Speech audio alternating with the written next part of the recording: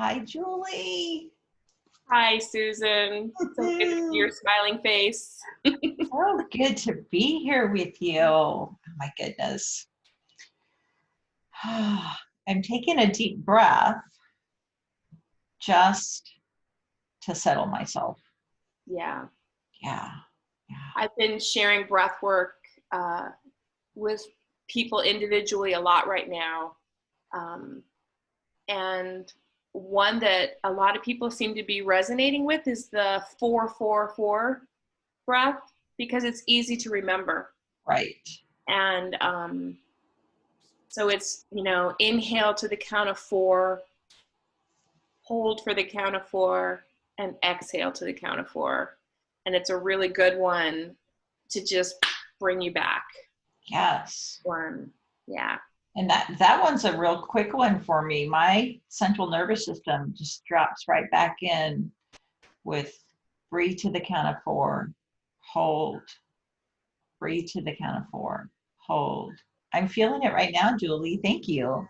Yeah, you're welcome. There's so many really good sanctuary practices right now. Yeah. So tell me, I see your beautiful blue wall behind you, and I know that's your healing space because I've been to your home in Austin, which is beautiful. So tell me a little bit about what you're doing right now to sort of navigate these days and nights. Thank you so much for asking. I've been thinking of, I have to come up with something that's going to really help me stay grounded and recharge. And then I realized I have a charging station right here in this blue room, and you can't see it, but all my metal Tibetan bowls and crystal bowls and some drums, that's my recharging station right here. I don't have to create something new.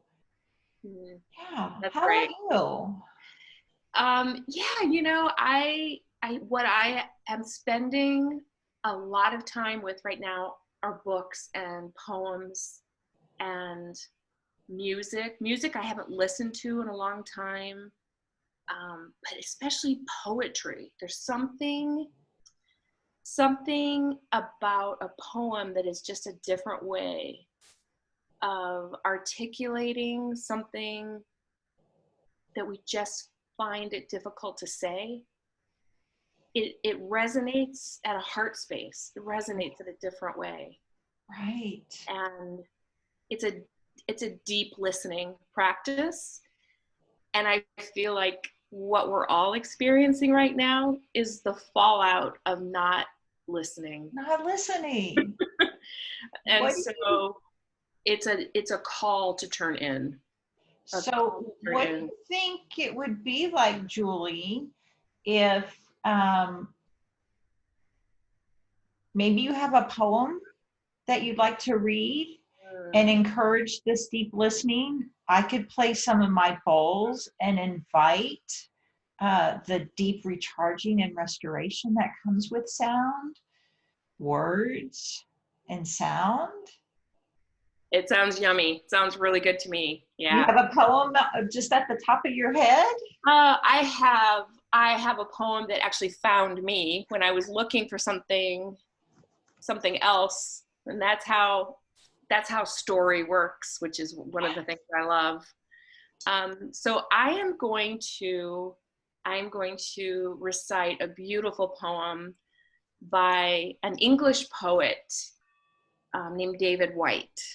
And you and I are both familiar with David Whyte because we had the good fortune before the madness came upon us, and we traveled to Asilomar, which is in Pacific Grove, California, in January, to go to this beautiful retreat center called Asilomar, right on the ocean.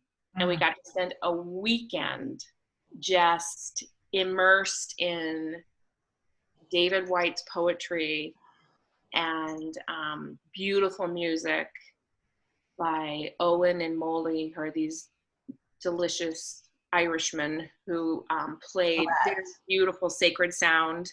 Yes. And just be surrounded by people who love the spoken word. And so David Whyte is a beautiful, beautiful man and a wonderful poet. And this poem I'm going to read for you right now. And it's called Everything is Waiting for You. Ah, one of my favorites, Julie. All right, great.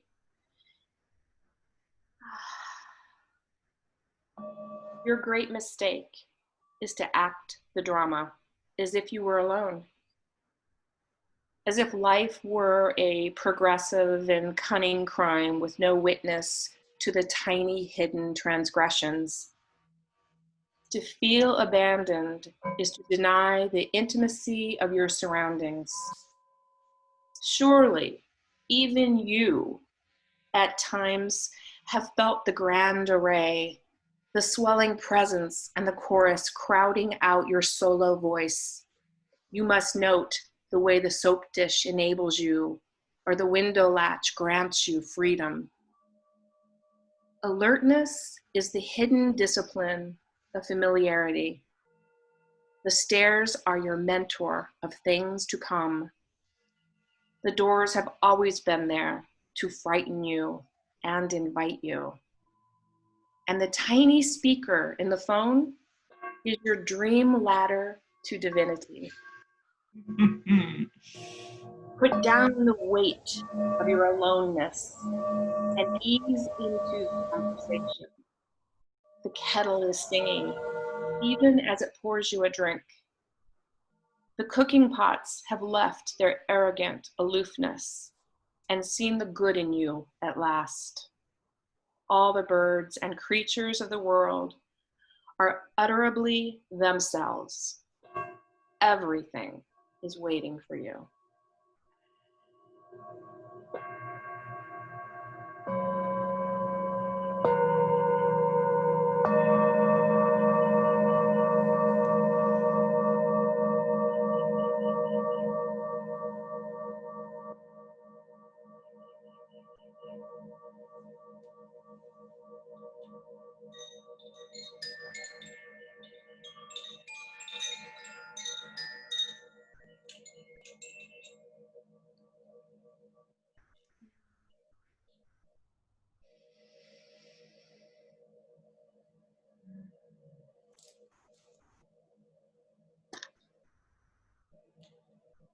Julie, that was lovely.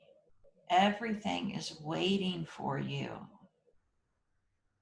And just as the last sounds of the bowls were drifting, the birds started singing outside the window, Yeah.